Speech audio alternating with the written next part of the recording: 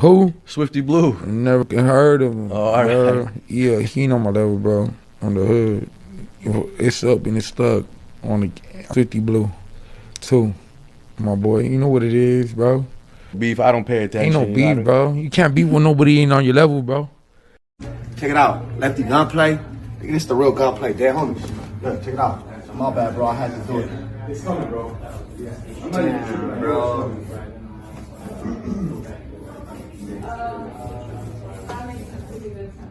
My bad, bro.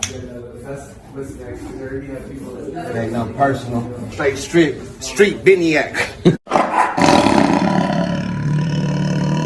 Hey, what it is, what it was. This is your boy Pocho of the Pocho Podcast. Like, subscribe, and turn on notifications and support a real one in the field. What are we talking about today? Swifty Blue, Lefty Gunplay. Who is the king of LA? Now, I already know what you're going to say. Peso's the king of LA. And I would agree. Why? Real quick. Peso. Numbers. Got to deal with Empire. You feel me? I've heard that it's $1 million deal even for one project. And $700,000 marketing budget. Salute to Peso. So Peso is the true king of LA right now for the young guys. I would say the old king of LA is Conejo, and the true face of Los Angeles is, come on, Baldacci, my boy, coming out that Florence district. But today, recently, Lefty Gunplay on the Goodfellas podcast, salute to them, has been hating on the boy Swifty. And I just wanted to ask the community, who do y'all think is better, Lefty or Swifty? I think it's very simple. Who's the better rapper? Swifty. Who's the better gangster? Neither. If anything, Right when everybody was getting kicked on the holes in Pelican Bay, Lefty Gunplay. So do you want to follow a gangster or an actual rapper? Because Lefty, let's talk about a little bit about Lefty. He can't rap. I'd say he's better looking, more photogenic, more of a superstar looking dude. You feel me? The mixed bloods like me, we stay handsome, dog. Come on, my boy. Shout out. No pause. But Lefty definitely has maybe the biggest superstar potential. He could have took us the furthest. I even think that, respectfully, Peso's funny. You got to see him in all his little, like TikTok. Everybody takes me like, damn, fool, you're up early. I haven't fucking slept. They make of him of doing like Call of Duty, and like he's just a funny dude, bro. So, and he makes amazing good music, crossover, working with the top artists. His latest album, the marketing scheme behind that was literally incredible. But he's a little dude, you know what I mean? He's not the most handsome as he has a lady, has kids, nothing about that, but he's not Lefty Gunplay. And so Swifty Blue, he never went to prison, but he went to jail, right? He's in trouble with the homies or whatever, which I'm not going to get into because this podcast is more about music, street music. But so he never went to prison, and he's in trouble with his community, maybe a little bit or a portion of it. Most people say at the end of the day that he didn't snitch on anybody. He didn't do anything that's actually that he can't come back, but it's more about his behavior. Come on, east side. Fuck I look like. The only people that doing PC shit. Kind of like me.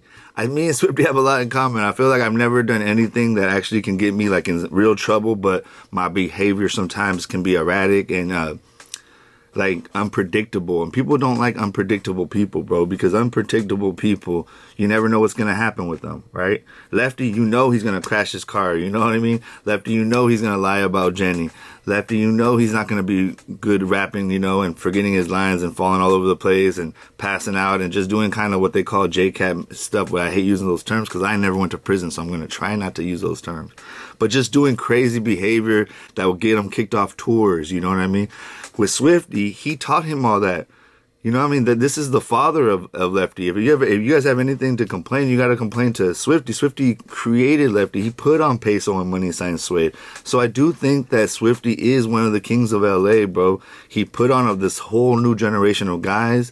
He's super into making different lanes of income, working with the cannabis brands and all that, and the Puffcos and this and that. And he goes viral, bro. He's a viral dude. He can podcast. He's been on the Talking Trash podcast. He's the only co-host on that podcast that was like worthy. He's been all over No Jumper. as a podcast and as a guest, and he was a guest with Adam 22, not with other people. He didn't start in the news. He started at the top, kind of worked his way through, no jumper. But we remember when he was in Paramount with Adam, one of the homies came up and saluted Adam and not him. So do we know if he has love in the hood? We don't know. I still go to my hood, so I think he probably does too. There's always going to be a portion of the people that envy you and don't like you and want you to lose, and the portion that's like really happy that you're doing and representing your community. For me, I have a portion of my community that got hella love for me, that's proud of that I'm putting Santa Rosa on the map and that I'm being myself and making money doing it. I mean, paying my small bills. Hey, but if I can pay my car note, my cell phone bill, not child support legally, but the money I give to the mother of my child, salute to her. She's so amazing. And what else? What other bills are there? Yeah, phone, car insurance, car payment, college loan, things like that, dog. All this equipment, all that, you know what I mean? The podcast pays for itself. Now, other podcasts, can they say the same? They got studios, they got overhead, they trying to pay artists. I'm just getting up in here for a couple minutes, talking my ish and keeping it pushing. So, back to the guys, bro. I think right now, Swifty Blue's, even through all this drama, he's still outside, doing interviews, looking healthy, more or less. He's not the most photogenic looking dude compared to Lefty, but he does have superstar potential. And the other part is he can really rap, people. He can really rap. Swifty Blue can really rap.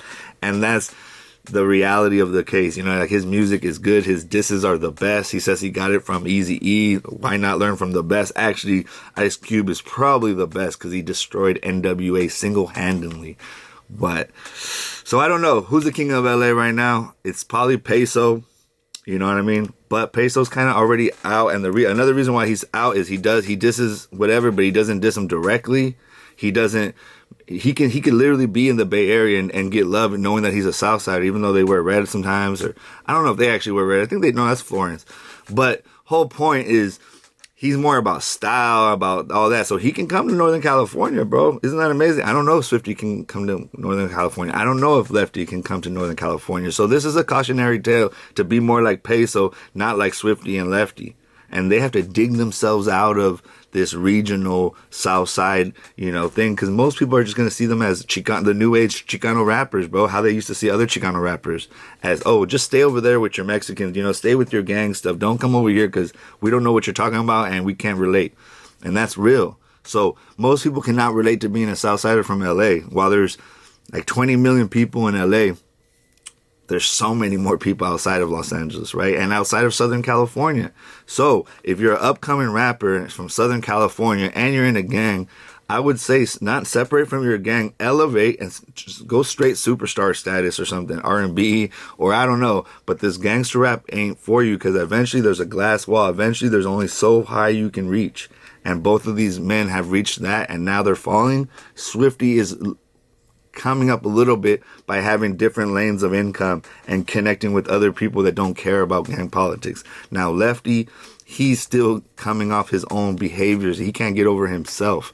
He has all these blessings on top of blessings, but he doesn't know how to reserve them for his family, for his community, and for his world. And he's losing it all by getting in car accidents, getting kicked off tours, making better music. I will give him that. With working with the blacks. I think it's Problems. He's making better music. The last song he did with, it wasn't OGZ. Oh, everybody's been talking. I'm sorry. I'll try to find the picture of it or the name, but I have to. The one that was against Ice. I think that was with Rucci and somebody else. My bad. Another Chicano rapper, I think. But anyway, that song was actually pretty good, I have to say. And so if he keeps having other people write for him, which I think is okay. Once you're a superstar and you're made it to a certain level, I think it's okay you have other people write for you. I heard that he doesn't like other people writing for him. So Lefty, let the blacks, shout out to the blacks, let the blacks help you. Swifty Blue has no problems. He's probably the best diss rapping ever. I listen to his music in my car, in the gym, and basically everywhere I go. So his music crosses over to Northern California at least. I do think if he tried to turn over a seat because of his first being open to work with Gold Toes, and he shot out Gold Toes in this interview and kind of remaining cool with Gold Toes, he could make a move into Northern California and into Texas. Now, Lefty, I don't think he's ever going to be able to do that. It's going to take him a long time to ever get over all the disrespect he put out in Northern California and basically the bad behavior and stuff he did in Texas, you know, and the legal trouble he has in Texas, right? So Lefty's in a hospital, got legal trouble, barely can rap. You know, he's losing most things. Now, Swifty slowly coming up, trying to get back that crown. But today, I do think the king of Los Angeles is Peso. And it's because he doesn't involve the details of his gang life. I know he says Playboys and all that, but he doesn't diss the North. He doesn't disrespect Texas. He makes music that people can relate to, people can have fun to, people can listen to in the in the car, in the club, in the gym, right? Different places. I listen to Peso everywhere I go. I listen to Swifty everywhere I go. I only listen to I probably don't listen to any Swifty any Lefty anymore. Boulevard Baby was a pretty good song, but you can only hear it so many times. So basically, he's a one-hit wonder with a beat that wasn't original. So in the end, right now, Swifty is taking the crown back in Los Angeles, and Peso got the crown. This is your boy Pocho One of the Pocho Podcast. Like, subscribe, and turn on notifications, and support a real one in the field. And comment below, bro, and let me know if you think Swifty's on the come up, if you think Lefty has a chance, and if you think Peso's basically the king of Los Angeles. This is your boy Pocho One, and I'm out.